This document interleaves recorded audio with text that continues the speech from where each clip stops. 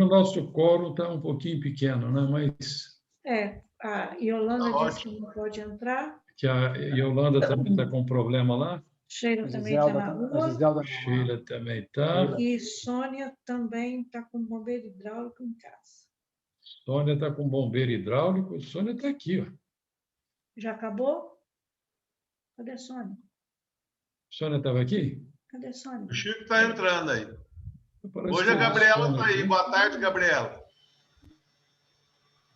Hoje é 11? Boa tarde, Gabriela. Acho que você vai fazer a leitura hoje.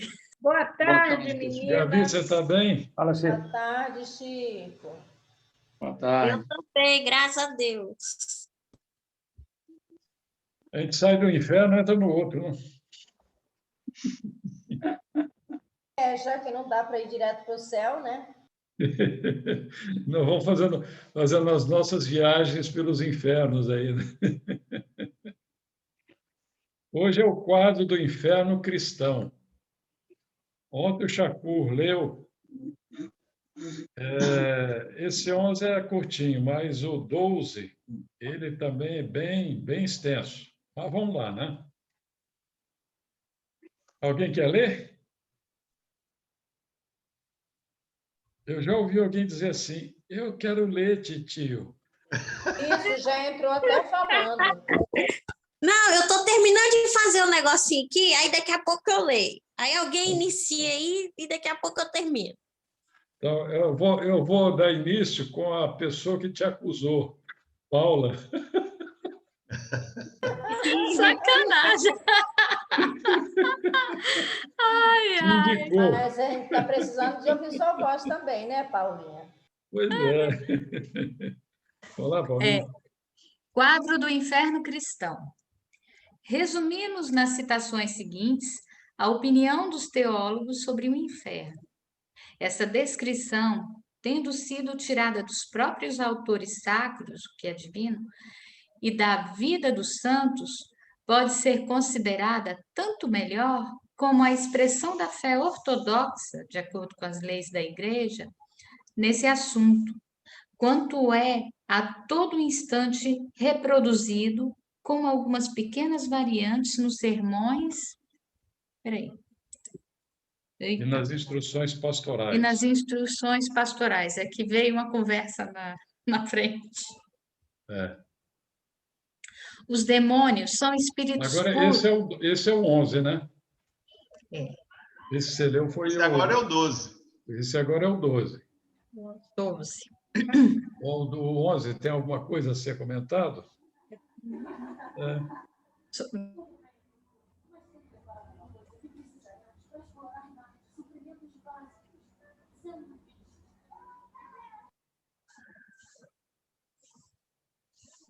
Ele está falando que vai resumir nas citações seguintes, né? Eu acho que vamos deixar para frente que é melhor. Então, 12. Os demônios puros, pois os condenados presentemente no inferno podem também ser considerados como espíritos puros, desde que somente a sua alma desceu até lá e os seus restos mortais, devolvidos à terra, se transformaram incessantemente em relva, plantas, frutos, minerais ou líquidos, passando inconscientemente pelas metamorfoses da matéria.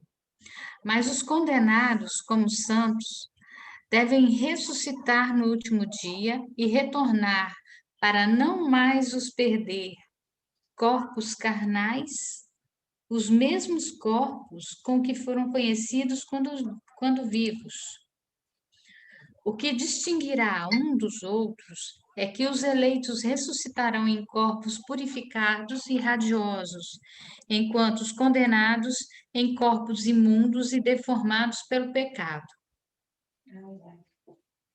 É isso que se pensava, né? Assim não haverá mais no inferno somente espíritos puros, mas homens semelhantes a nós.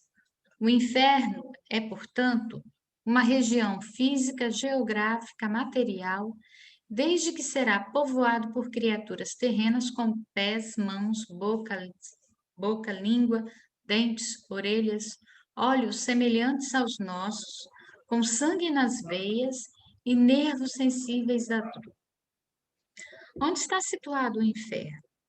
Alguns doutores colocaram nas próprias entranhas da Terra, outros em não sabemos que planeta. A questão não foi resolvida por nenhum concílio. Ficamos, nesse caso, reduzidos às conjecturas. A única coisa que se afirma é que o inferno, onde quer que esteja situado, é um mundo constituído de elementos materiais, mas um mundo sem sol, sem lua, sem estrelas, mais triste, mais inóspito, mais desprovidos de todo princípio e toda aparência de bem, como não acontece mesmo nas regiões mais inabitáveis deste mundo em que pecamos. Os teólogos, estudo crítico da natureza dos deuses ou de Deus, os teólogos mais sérios não se atrevem a figurar como faziam os egípcios, os indianos e os gregos todos os horrores desta região. Limitam-se a nos indicar como uma amostra o pouco que as escrituras revelam. O lago de fogo e enxofre do Apocalipse e os vermes de Isaías, esses vermes que devoram eternamente os cadáveres do Tófel e os demônios atormentando os homens que conseguiram levar à perdição e os homens chorando e rangendo os dentes, segundo a expressão dos evangelistas. Santo Agostinho não concorda que essas penas físicas sejam simples imagens das penas morais.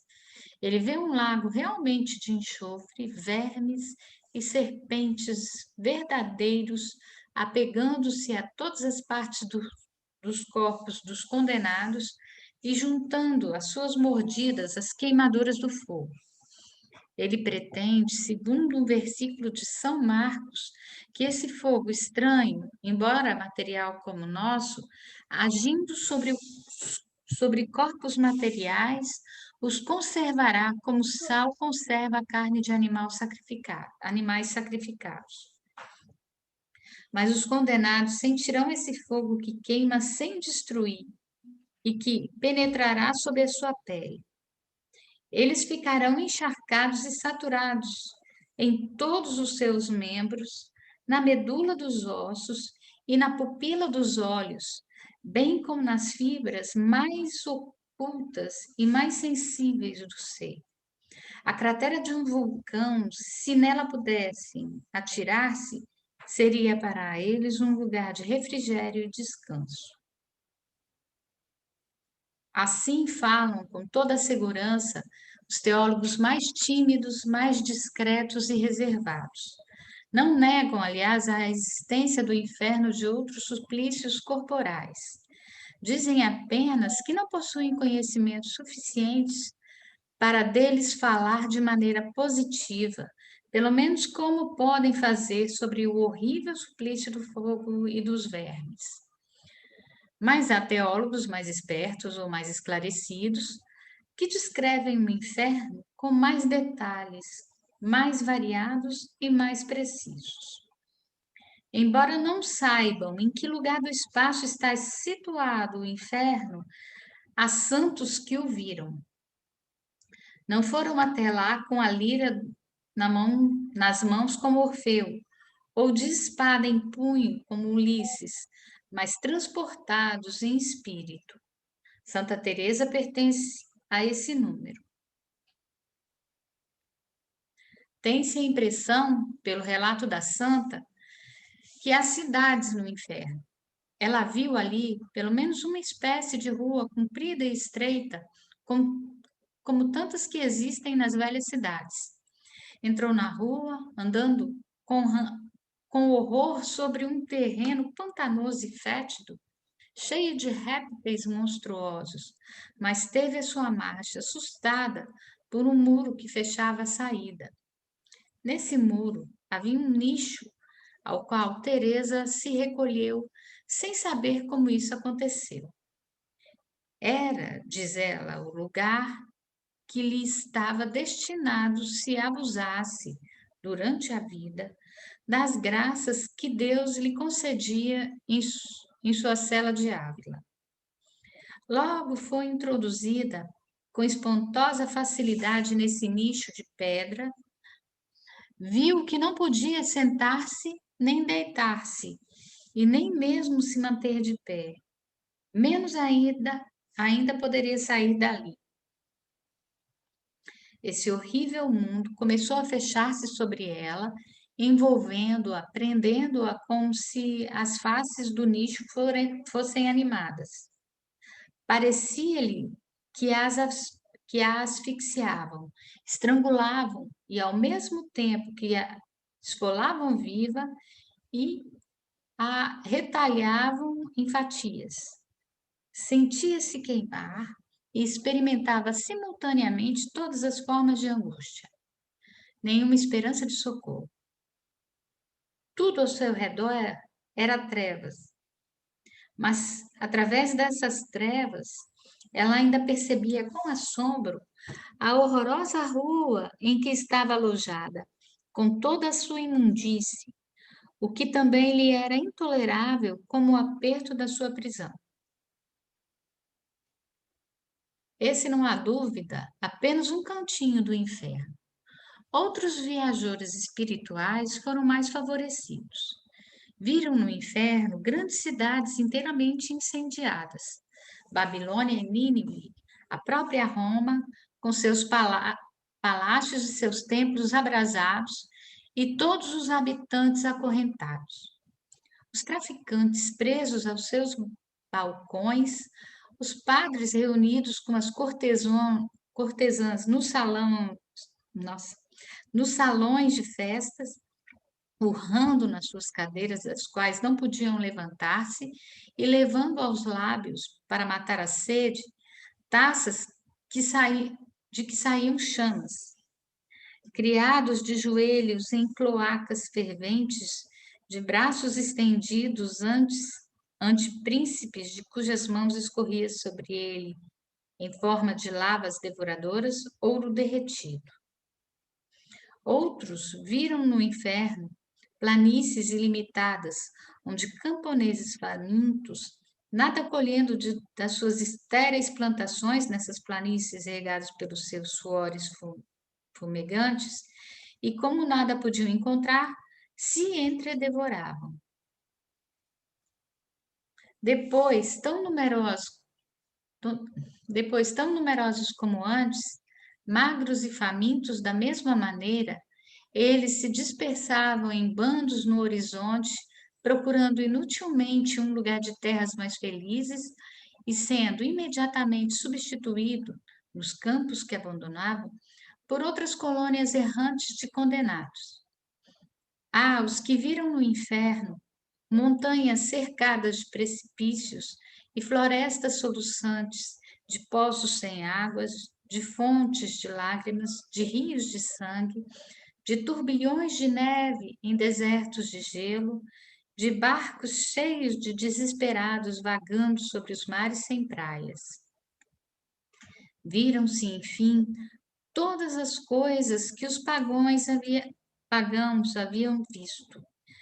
Um reflexo tenebroso da terra, uma projeção desmesuradamente aumentada das suas misérias, dos seus sofrimentos naturais eternizados e até calabouços, forcas e outros instrumentos de tortura criados por nós mesmos. Existem lá, com efeito, demônios para atormentarem os homens nos seus corpos, também se revestem de corpos. Estes corpos têm asas de morcegos, chifres, pele coberta de escamas, pata com garras e dentes aguçados. São mostrados armados de espada, de tenazes, de pinças, de serras em fogo, de grelhas, de garfos, de foles, de martelos ardentes, e trabalhando pela eternidade na carne dos condenados como açougueiros e cozinheiros. às vezes transformados em leões ou enormes serpentes, arrastam suas vítimas para as cavernas solitárias. Alguns se transformam em corvos para arrancar os olhos a certos culpados, e outros em dragões voadores para os carregar no seu dorso, aterrorizados e sangrentos, através de tenebrosos espaços, e os lançar num lago de enxofre. Ali há nuvem de gafanhotos, de escorpiões gigantescos, cuja vista produz calafrios e cujo odor provoca náuseas, que o simples tocar com os dedos produz convulsões. Lá, monstros de muitas cabeças abrem para todos os lados goelas vorazes, sacudindo as disformes cabeças de crinas de serpentes, esmagam os condenados em suas mandíbulas sangrentas e os vomitam mastigados, mas vivos, porque eles são imortais. Esses demônios em forma humana, que lembram tão claramente os deuses do Amente e do Tártaro, os ídolos adorados pelos fenícios e pelos moabitas, e outros novos pagãos ao redor da Judéia, esses demônios não agem ao acaso. Todos têm a sua função e o seu objetivo. O mal que fazem no inferno está em relação com o mal que inspiraram e levaram os homens a praticar na terra. Os condenados são punidos em todos os seus sentidos e em todos os seus órgãos, porque ofenderam a Deus através desses sentidos e desses órgãos. São punidos da seguinte maneira: os gulosos pelos demônios da gulodice, os preguiçosos pelos demônios da preguiça, os sensuais pelos demônios da sensualidade e assim por diante, segundo a variedade dos pecados. Sentirão frio ao se queimarem e calor ao se enregelarem. Desejarão ao mesmo tempo o repouso e o movimento. E sempre famintos, sempre sedentos, mais fatigados que os escravos no fim da jornada, mais doentes do que os agonizantes, mais maltratados e cobertos de chagas do que os mártires. E tudo isso sem que nunca se acabe. Nenhum demônio se recusa, nem se recusará jamais a executar a sua espantosa tarefa. São todos, nesses sentidos, bem disciplinados e fiéis no cumprimento das ordens de vingança que recebem. Sem isso, no que se tornaria o inferno? Os pacientes ficariam em descanso se os carrascos andassem a discutir ou a se enfadarem. Mas nada de repouso para os primeiros, nem de discussões para os segundos. Por piores que sejam e por maior que seja o seu número, os demônios se estendem de um extremo ao outro do abismo, e jamais se viu sobre a terra uma organização de súditos mais dóceis aos seus príncipes, de exércitos mais obedientes a seus comandantes, de monásticas mais humildemente submissas a seus superiores. Tem uma nota aqui também que eu coloquei. Esses mesmos demônios, rebeldes a Deus no tocante ao bem, são de exemplar docilidade para a prática do mal. Nenhum deles se recusa ou se mostra de má vontade através de toda a eternidade. Que estranha metamorfose operou-se neles, que haviam sido criados puros e perfeitos como anjos.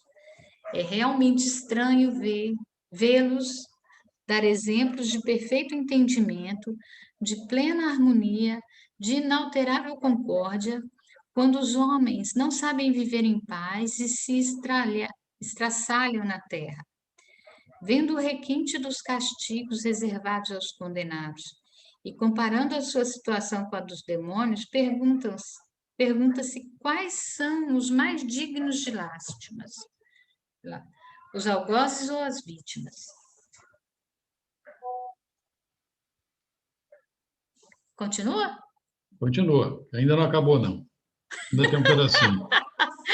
Quase nada se conhece dos demônios que formam a população do inferno, esses espíritos vis que constituem a legião de vampiros e sapos, de escorpiões, de corvos, de hidras, de salamandras e outros animais sem nomes da fauna das regiões infernais. Mas se conhecem e sabem-se de muitos dos príncipes que comandam essas regiões, entre outros Belfegor, o demônio dos desejos impuros, ou senhor das moscas que produzem a corrupção, Mamum, o demônio da avareza, Moleque, Belial, Balgade e Astarote, e muitos outros.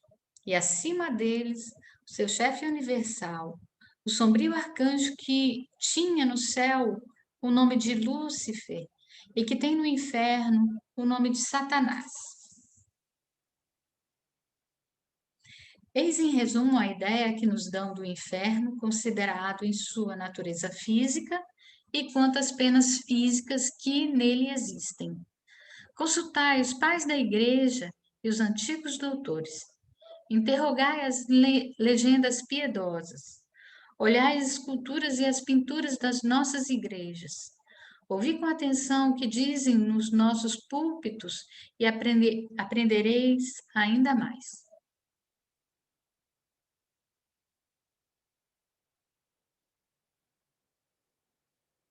Egeu, você está com o telefone, Tá o mudo. áudio desligado. Jacu? Tá, obrigado. Eu não transcrevi o 13, não. Depois você coloca aí para nós. Coloque, se der tempo. Esse aí encerra. Hã? Tem razão. Tempo, né? A gente vai conversar sobre o assunto agora, né? Aham. A visão é uma visão meio dantesca, né? Com certeza. A visão dantesca. Quando nós tivemos lá em Florença, na Itália, a gente visitou aqueles museus e tinha assim várias pinturas, né? Tinha de tudo, né? Tinha de tudo. Você Pintura, via muito dessas estátua. pinturas, estátuas, todas nesse formato. O inferno de Dante pintado é um troço horroroso. É realmente um negócio muito estranho. Quer dizer, que isso aí, na verdade, a gente sabe que é difícil a gente entender hoje como espírita isso. Não é. Porque a gente sabe que o próprio perispírito ele tem as suas propriedades de se transformar no que ele quiser. E essas figuras, para poder se apresentarem em algum momento, esses espíritos mais endurecidos, eles podem se apresentar da forma que eles bem entenderem. Vão aparecer com chifre, com rabo como é que é? Com aquela ponta, com tridente na mão, a forma que eles imaginarem. Vão aparecer como animais? Sim, a gente já sabe disso, inclusive a gente sabe disso, que a própria doutrina já tem nos ensinado muito a esse respeito. Então, essas figuras, essas criações, que certamente médium existe em todo lugar, muitos médiums tem, né, da Igreja Católica, existem, inclusive no Vaticano, existem lá guardados sob 7 chaves, fala 7 chaves, né? São os segredos guardados, e eles não revelam, mas tudo é voltado dentro, vamos dizer assim, entre aspas, em reuniões mediúnicas, né?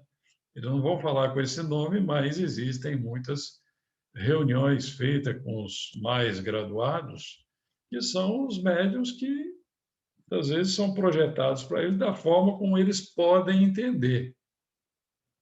vão se apresentar como um anjo, vão se apresentar como demônio, vão se apresentar como Satanás.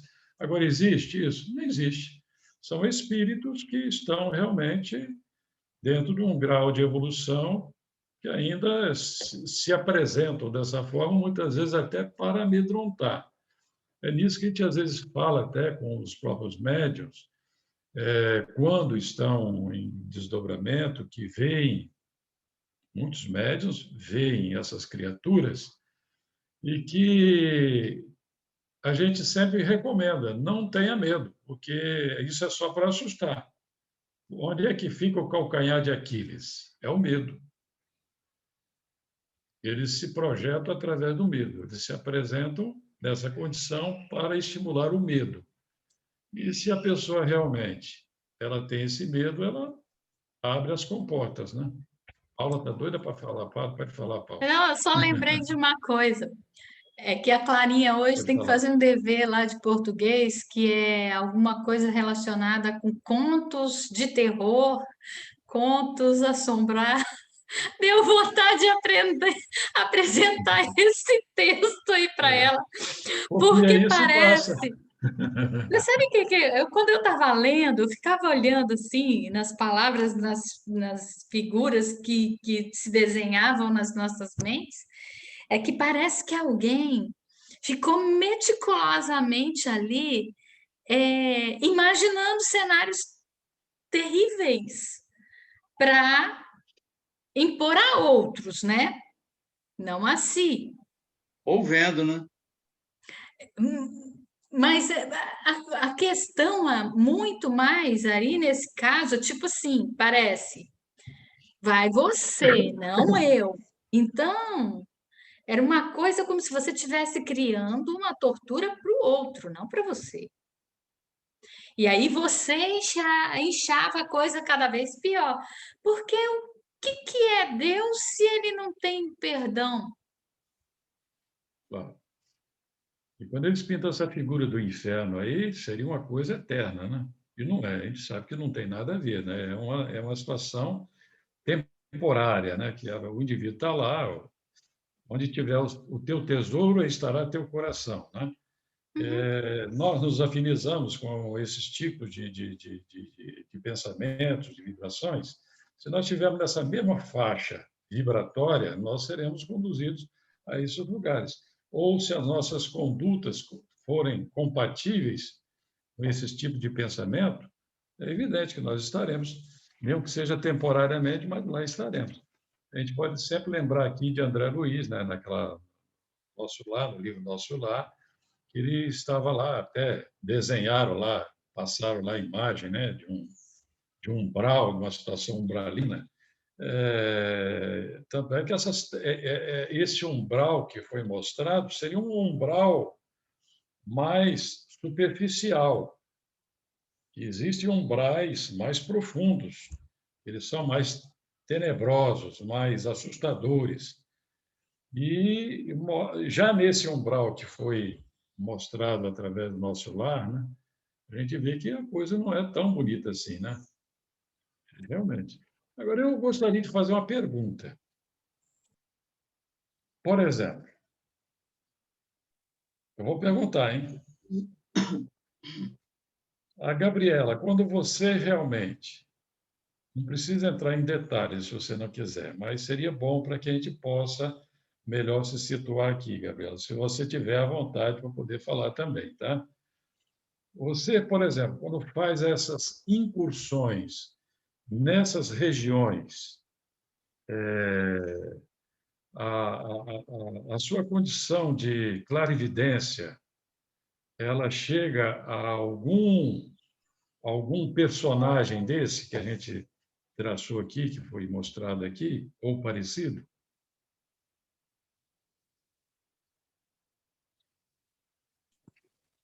Que eu acho que você saberia responder melhor do que eu, né? Mas responde você. Porque, assim, tem muita coisa que eu não lembro. Você registra mais do que eu. Mas creio que sim. A gente, quando faz um trabalho, assim como... Nós vamos abrir um parêntese aqui agora para poder colocar melhor essa situação. Quando a gente está fazendo um trabalho junto aos médiuns que têm essa condição de atender através de um desdobramento, em que sai do corpo e vai até as regiões, a gente que está acompanhando, porque o doutrinador, ou vamos dizer assim, o dialogador, que é esse nome que está sendo dado agora, para mim é tudo a mesma coisa, mas para poder estar mais atualizado, vamos falar o dialogador. Ele também, embora que eu diga às vezes aí que eu não sou médium, mas na verdade nós somos médiums. Nós somos médiums. E o doutrinador ele não deixa de ser um médium também. E a gente faz essas incursões nesses lugares e a gente vê que existem espíritos em condições com aparências mais ou menos trazidas aqui, conforme foi dito aí. Quer dizer, que o espírito ele vai se apresentar da forma que ele achar mais conveniente. Ele pode se apresentar como... E muitas vezes até existem situações que eles clonam. Eles se apresentam como fosse o Egeu. Quando o médium vê, só é tio Egeu. Mas quando vai se aproximar, vê, não é. Porque a vibração, por isso que a gente sempre fala, né? Quando vocês estiverem nessa condição de desdobramento, que estiver em contato, vamos dizer assim, com esses espíritos, que se apresentam, que eles se clonam, e se tornam parecidos com um de nós, tem que ver a vibração. A vibração é que vai realmente identificar o espírito. É nessa condição. E eu não sei se algum outro aí gostaria de falar algo nesse sentido. A Cleonice, por exemplo, Cleonice também tem uma mediunidade de desdobramento também, né, Cleonice? Fala na sua cabeça, sim ou não, sim ou talvez. O microfone está desligado, Cleonice. Desligado, já ligou. Pois é que tem hora que ele não quer funcionar e eu tenho que ir lá no manual lá. Então, na verdade, como eu nunca participei assim de sessões mediúnicas dentro da casa espírita, eu não consigo identificar todas as, como que se diz, tudo que acontece comigo. Aquilo que a Gabriela falou, por exemplo, Titio, você pode falar melhor do que eu. Então, por exemplo, se eu já participei de sessões mediúnicas, por exemplo, na Umbanda, mas assim, assistindo. Assistindo. Agora, coisas mesmo que aconteceram e tudo, durante até a minha infância, enquanto eu era criança, foram acontecendo, só que eu nunca tive orientação nenhuma, e são coisas diferentes também, formas diferentes também de acontecer, e que eu não tive pessoas perto de mim para me orientar e me dizer assim, é isso ou aquilo. Então, por isso, eu balancei a cabeça. Tudo bem.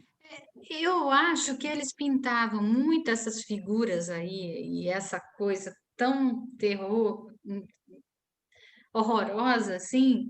Muitas vezes eu ouvia, quando eu ainda estava na Igreja Católica, que era para você ter medo e não não cair no erro, né? Eu acho que a gente já ouviu. Sim, mas de onde é que esse tipo saiu, de... né? Essas pinturas de onde é que saíram, né? Mas outra coisa, você pinta, você fala para o outro começa a ver, pode ser até por sugestão. E aí, quando ele desencarna, ele acha que ele merece ser daquele outro jeito e a coisa vai sendo perpetuada, né? É uma coisa, bom, Infelizmente, nós éramos muito irracional. sugestionados a isso, né? Sim. Quando Mas você olha errava, só. você tinha o inferno como realmente o lugar destinado, né? E se você fosse bom, seria levado para o céu. Só que não é bem assim. Aliás, não é bem assim, não é assim, porque o céu não existe. O céu, geograficamente se falando, ele não existe. E nem também o inferno existe nessa condição que é dada. as diferenças estão aí. E nem existe essa condição de ficar eternamente sujeito a uma situação. Que pai seria esse, se nós que somos pais aqui na Terra, muito embora por empréstimo, né? Porque a gente está aqui só para poder justamente dar a condição como é que a gente fala? Para Progresso moral. fazer a procriação, né? A procriação.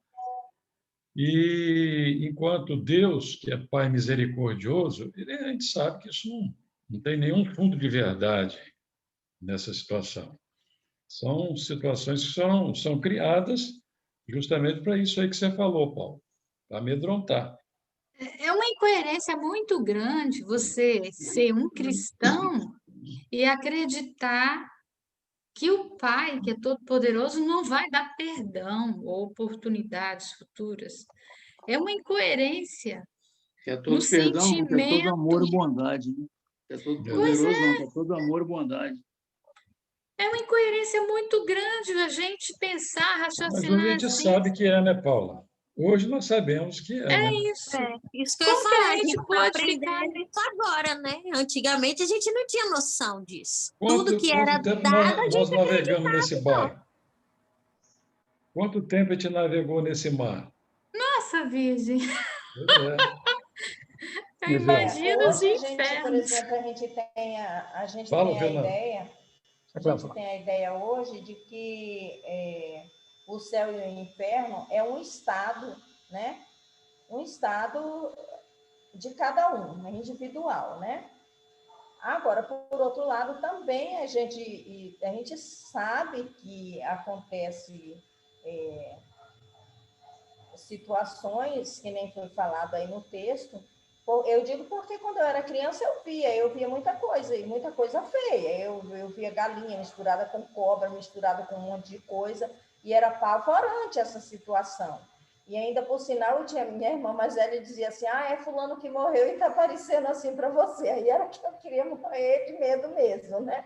Então, era tido dessa forma. E aí você vai fazer o quê? Era só ficar sozinha que eu estava vendo. E aí você vai dizer que são espíritos bons que estão ali para te ajudar? Não, não são espíritos bons. E eles estão aparecendo de uma forma que eles querem aparecer para me apavorar realmente.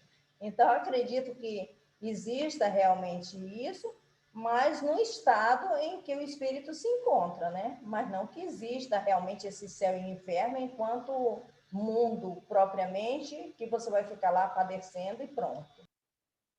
Fernando, está certo, Cleonice, isso mesmo. Desculpa, Fernando. Imagina, Cleo, que isso, você estava no seu tempo. O Você que falou acontece? Cleo. A gente fala, Paulinha, dessa situação de como é que tal, mas a gente, no que diz respeito à igreja estrutural, eles tiveram tempo de sobra para plantar, implantar, replantar, tudo isso, né? Não vamos discutir isso, né? Nessa igreja estrutural, como a gente enxerga de todos os tempos do desenvolvimento humano. Agora, você pega um passado recente, como aconteceu nas Guianas, vocês se recordam, na minha idade, posso falar, tem gente aqui que talvez não sabe disso, mas o que aconteceu nas Guianas, né? Aquele induziu todos a se envenenarem, entendeu? O Jim Jones, né? Exatamente. Quer dizer, isso é um passado muito recente.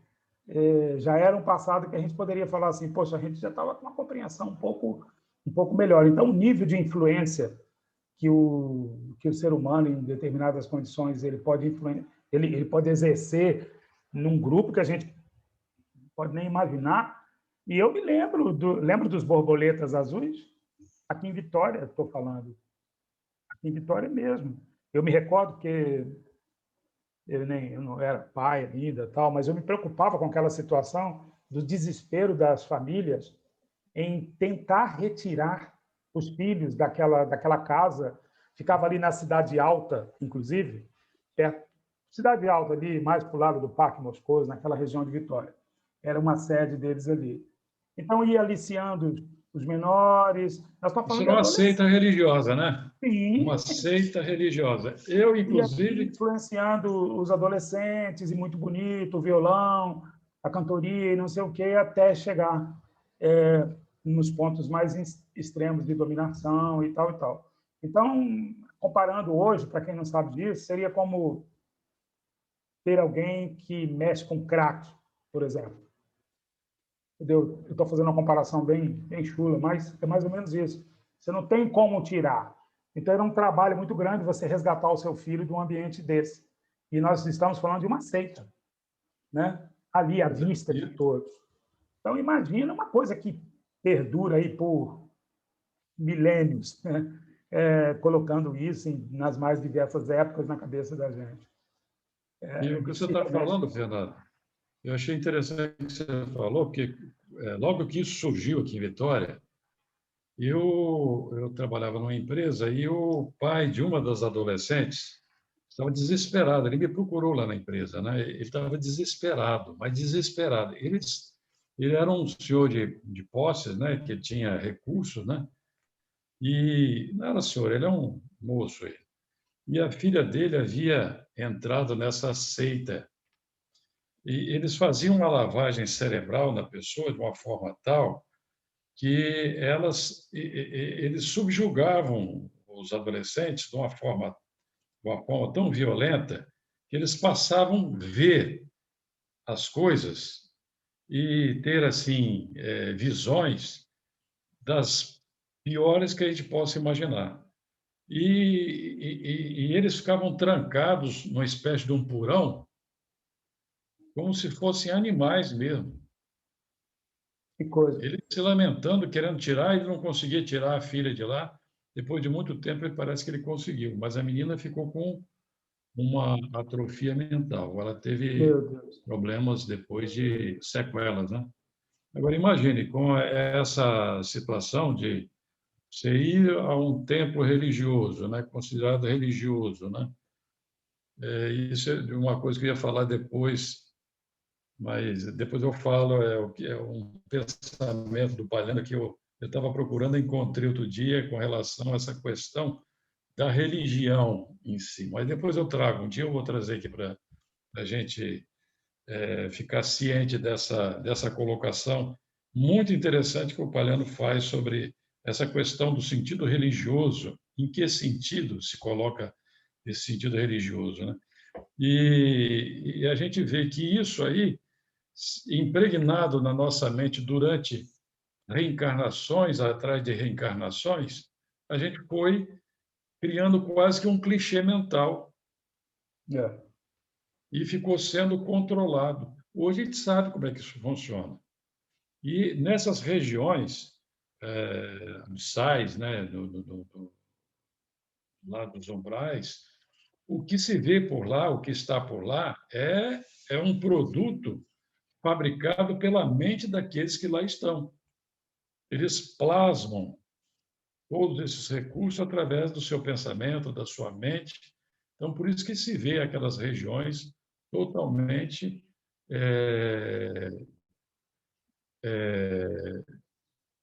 como é que a gente fala? Mal cheirosas, como é que a gente fala? Ajuda aí, Ed. Com enxofre, com um cheiro fedida mesmo. Muito ruim. Mal cheirosa, para mim, é mal fedida. cheirosa. Eu já tive a oportunidade de ver, tá? Fétidas, né? Eles falam. Eu já tive a oportunidade de ver. Nauseabundo. Só uma vez. Nauseabundo.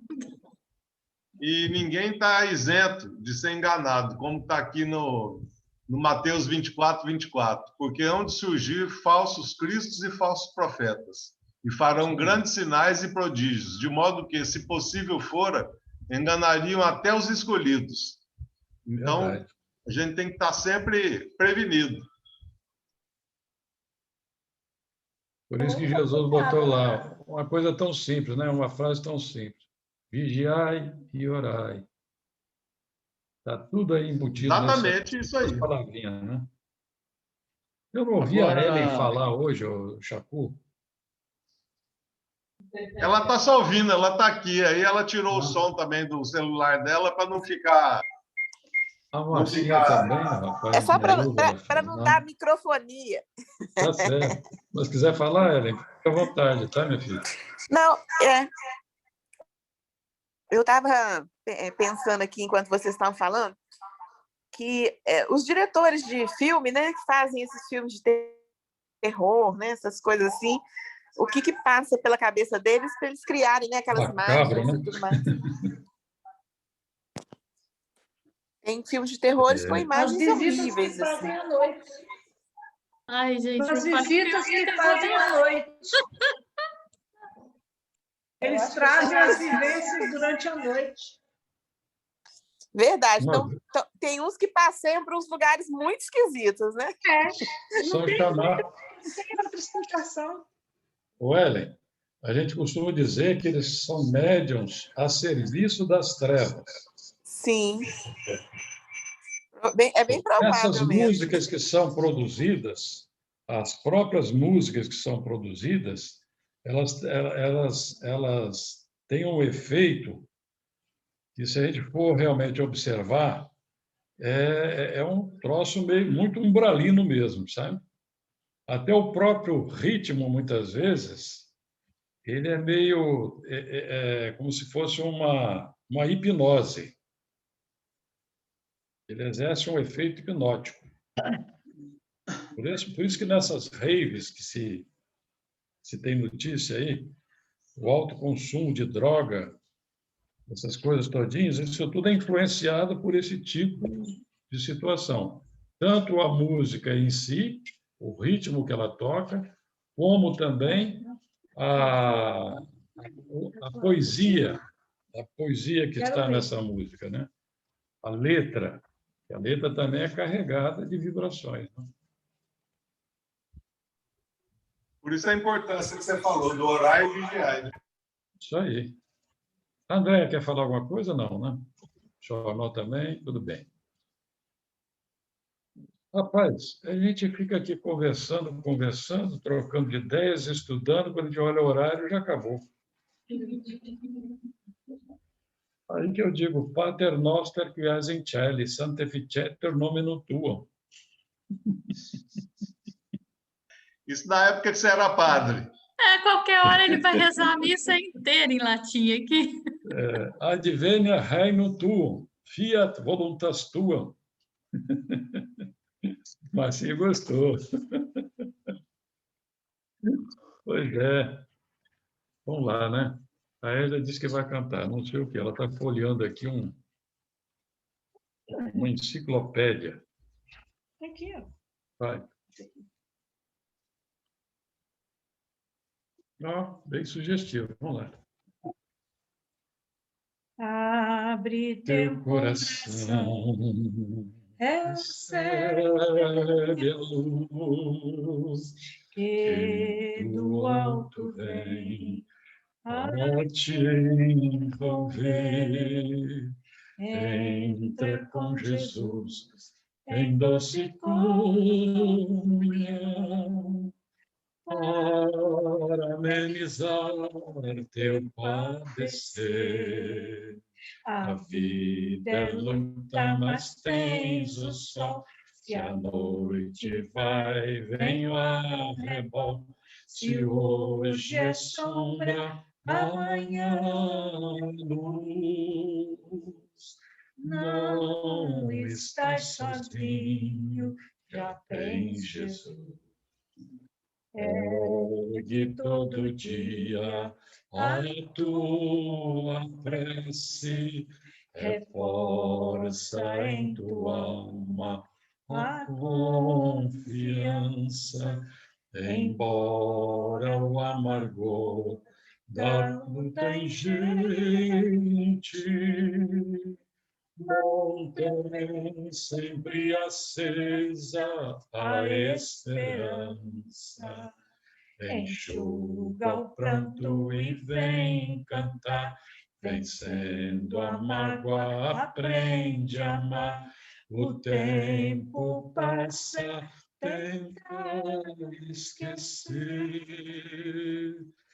faze de tua vida um alvorecer.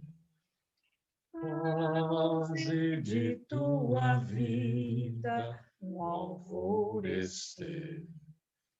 Faze de tua vida o alvorecer. Marcinha, você faz a nossa prece, querida?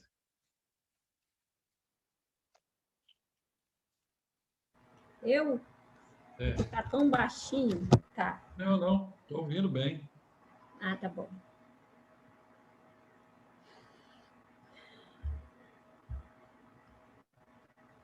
Deus, nosso Pai, que sois todos poder e bondade. Nesse momento, Senhor, estamos encerrando mais um estudo de hoje, na qual nós sabemos que dentro de nós está o nosso céu e o nosso inferno. A nossa escolha depende de nós, aonde queremos chegar. E nesse momento, Senhor, com esse estudo que nos faz refletir o quanto é bom a oportunidade da reencarnação e saber que a nossa melhor versão é essa última, e poder entender, Senhor, o verdadeiro significado da nossa vida. Que possamos, Senhor, ser gratos a esse estudo, a nossa casa espírita cristã, lembrando de todos os nossos amigos, que sempre esteve com a gente reunidos, para que eles possam receber esses fluidos de amor e de aprendizado, porque nós sabemos que dentro do nosso coração, a gente quer todos eles perto de nós, e que um dia poderemos estar juntos, abraçando. Mas hoje, Senhor, aprendendo para quando aquelas portas físicas se abrir, demonstrarmos e mostrarmos para todos o quanto foi bom e misericordioso foi esse estudo para nós. Obrigado, Senhor, nos abençoa. Abençoa todos aqueles do nosso grupo que não puderam estar aqui hoje, levando para cada um deles o teu amor. Assim seja. Assim seja.